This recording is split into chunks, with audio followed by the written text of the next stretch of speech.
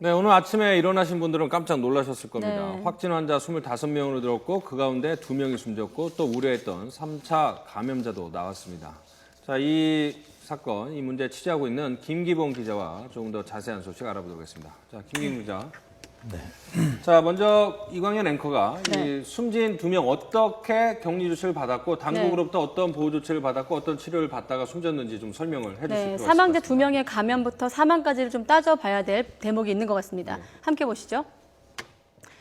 자, 먼저 첫 번째 사망자 50대 여성입니다. 이 여성 같은 경우는 지난달 15일에서 17일 지금 달력이 함께 나가고 있으니까 참고하시면서 들으시기 바랍니다. 첫 확진 환자랑 같은 병원에 입원해 있으면서 감염된 것으로 알려졌는데요. 이 병원에서 나오고 나서 퇴원한 후에 다른 병원에 입원을 합니다. 그곳에서 치료를 받던 중에 사망을 한 거죠.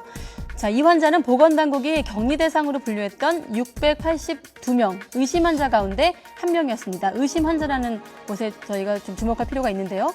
자, 보건당국은 초기에 이 환자의 소재 파악을 하지 못해서 뒤늦게 유전자 검사를 실시를 했고 사망 후에서야 메르스 감염 결과가 나왔습니다. 자, 그리고 또 다른 사망자, 계속 위독하다고 전해드렸는데 결국 사망한 70대 남성입니다. 지난 15일부터 17일 사이에 같은 병동에서 첫 확진 환자와 접촉을 했고요. 28일에 확진 판정을 받아서 국가 지정 입원 치료 병상에 격리돼서 치료를 받고 있는 상태였습니다. 이 환자는 당초 보건당국의 자가 격리 대상에서 빠졌다가 뒤늦게 확진 판정을 받고 격리 조치를 받았지만 사망을 했습니다. 지금 이렇게 읽어보면 뒤늦게라는 단어가 많이 들어가거든요. 네. 뒤늦게 조치했다. 어디서 좀 문제점을 찾을 수 있을까요? 예, 그 뒤늦은 거 자체가 이제 문제인데요. 네. 그 보건당국도 결국 이제 사람이기 때문에 예. 이 불특정 다수를 상대로 일어나는 일을 처음부터 이제 완벽하게 통제를 하기는 어렵습니다. 그런데 이런 매뉴얼이 얼마나 좀 디테일하게 사전에 구비가 되어 있느냐에 따라서 네. 이제 좌우가 되는데요. 지금은 우리가 그 실수로 이렇게 넘기기에는 네. 아주 너무나 그 위중한 상황이 많고 조금 전에 홍콩 문제라든지 예. 또 지난번에 이미 10번째 확진 환자로 나왔던 그 남성이 예. 메르스 그 확진 상태에서 예. 확진을 받지는 않았지만 사실상 확진 상태에서 출국까지 해서 외교적인 문제까지 일어나는 이런 일을 볼 근데 때 우리가 신종플루 네. 같은 전염병에 대한 학습 효과를 겪은 적이 있지 않습니까? 네. 이렇게 신종 전염병이 났을 때 대처하는 보건당국의 어떤 매뉴얼이 있을 법도 한데 처음 우리가 접하는 병이긴 하지만 생소한 병이긴 하지만 그냥 일반적인 매뉴얼 이런 건 없을까요? 매뉴얼이 있긴 있습니다. 네네. 지금 이제 국제적으로 알려져 있는 그 전염병에 대해서는 매뉴얼이 있긴 있는데 그 매뉴얼이 실제로 얼마나 적용될 수 있고 현장에서 장악할 수 있는 그런 어떤 디테일이 있느냐의 문제거든요. 메르스에 대해서도 이제 그 네. 매뉴얼이 있긴 있는데 오히려 그 매뉴얼이 완벽하지 못하기 때문에 그 매뉴얼 따라 하다가 실질적으로 중요한 시기를 놓치는 그런 경우도 이번에 있었습니다.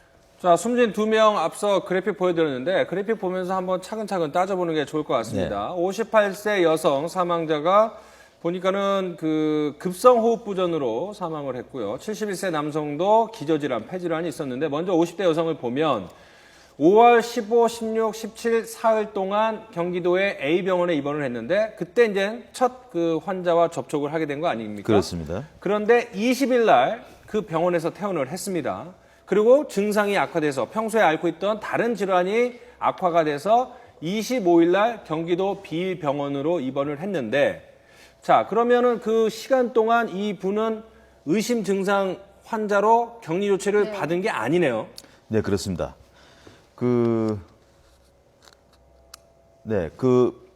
네, 왜 이렇게 시간이 좀 걸렸을까요? 확진 판정을 좀 빨리 받았더라면 네. 의심 환자가 아니라 확진 판정을 조금 빨리 받았더라면 좀 상황이 악화되는 것을 막을 수도 있지 않았을까 이런 아쉬움이 남는 그렇습니다. 대목이죠. 이게 이제 그 이분이 최초 환자로부터 감염이 됐지만 예. 같은 병실에 있지를 않았거든요. 예. 그래서 처음에는 어디까지를 대상으로 할 거냐에서 같은 병실 또는 가족을 이제 단위로 하다 보니까 이분은 빠져 있었습니다. 그런데 실제로 이제 그 확진 환자가 나오는 추세를 보니까 예. 같은 병실에 있지 않더라도 예. 확진 환자가 나오거든요. 예. 그래서 보건당국이 28일 뒤늦게 대책을 바꿨습니다. 이른바 제로 베이스 전수 검사로 바꾸면서 그게 5월 28일이죠. 그렇습니다. 예, 그때부터 이제 같은 병실이 아니더라도 같은 병동에 있었거나 가족 예. 또는 어떤 그 주변인들 상대로 그 범위를 확대하다 보니까 그때부터 이른바 수색 작업에 들어갔습니다. 그래서 이 환자 같은 경우에는 사망을 어제 6월 1일 저녁에 했는데요. 예. 5월 31일 날 대상으로 분류가 돼서 그러니까 격리가 처음 되고 감염 환자와 그렇습니다. 접촉한 날로부터 10일 동안 그 비병원에 입원하기 전까지의 과정도 좀 너무 길었지 않았을까 그렇습니다. 이런 생각이 들어요. 예, 그 최초 환자가 나온 게 언제입니까?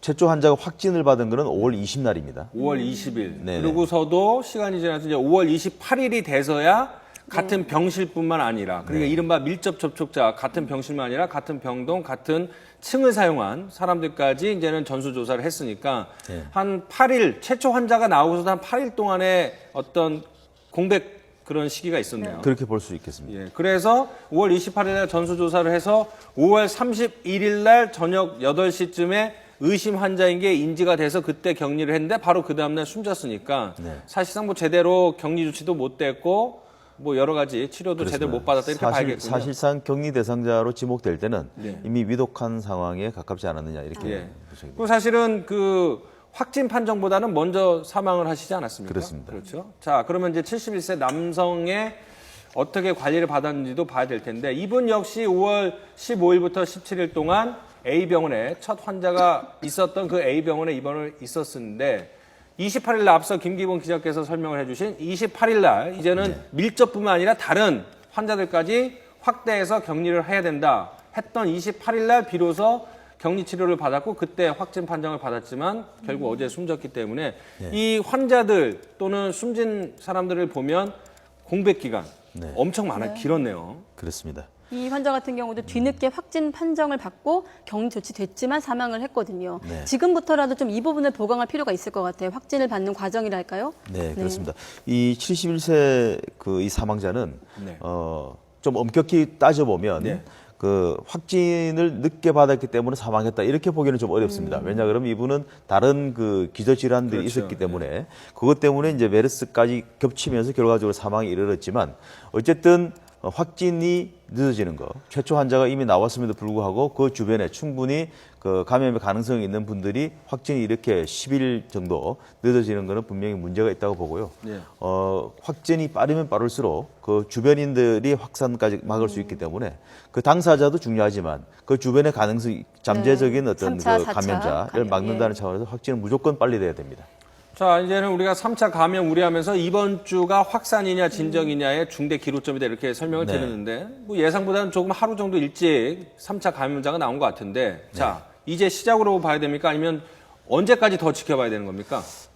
그건 사실 제가 여기서 이제 시청자들에게 제가 단언하기는 어렵습니다. 왜냐 그러면, 일단 두 가지로 볼 수 있는데요. 최초 감염자가 20일 발생을 했기 때문에 잠복기가 최대 이제 14일로 볼 때, 그러면 산술적으로 계산하면 이제 5월 31일 정도면 2주가 지났고, 근데, 잠복기라는 것이 지금까지 통계적으로 나온 것이지 그게 어떤 절대 진리는 아니거든요.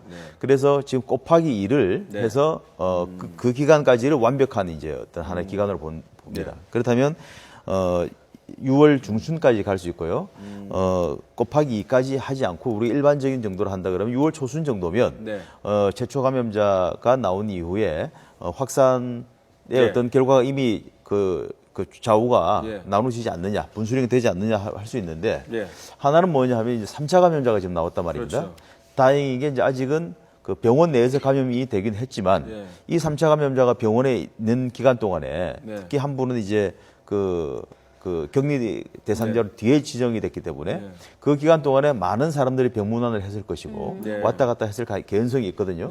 그렇기 때문에 이분들이 밖에 나가서 만약에 지역사회에서 확산이 된다. 그러면 또 다른 문제로 갑니다. 이거는 이제 종잡을 수 없는 상황이 될 수도 있습니다. 그런 일이 물론 없기를 바라야 되겠습니다만. 네, 그러니까 뭐 최초 환자랑 접촉한 분들의 잠복기를 최대 한 40일 정도로 봤을 때가 6월 중순이지 사실 2차, 3차까지 하면은 사실은 뭐 언제까지 마무리된다 이렇게 볼 수가 없기 때문에 환자가 누구랑 접촉을 해서 어떤 식으로 감염이 돼서 어떤 증상을 보였느냐 뭐 이런 것들을 다 추세 또 하루에 몇 명씩 나오느냐 이런 추세를 봐야지 이번 파문이 진정이 될지 아니면 더 조심을 해야 될지를 좀 알 수 있겠군요. 그렇습니다. 지금 이제 어제 발표할 때 이제 680명으로 격리 대상자가 늘었지 않습니까? 네. 이것도 사실은 엄청난 그 속도로 늘어난 겁니다. 그렇죠. 그러니까 최초의 격리 대상자가 64명으로 시작을 해서 그저께까지만 하더라도 127명이었거든요. 예. 근데 어제 갑자기 680명으로 늘어났는데 이제 3차 감염자가 지금 나왔기 때문에 예. 범위를 좀 더 보수적으로 확산을 한다 그러면 오늘 1000단위를 아마 넘지 않을까 싶기도 하고 더 많이 늘어날 수도 있을 것 같기도 합니다. 네, 이번 주가 진정의 기로가 되었으면 좋겠습니다. 지금이라도 늦지 않았다는 그런 생각이 드네요. 예. 네, 김계봉 기자 수고했습니다. 고맙습니다. 네,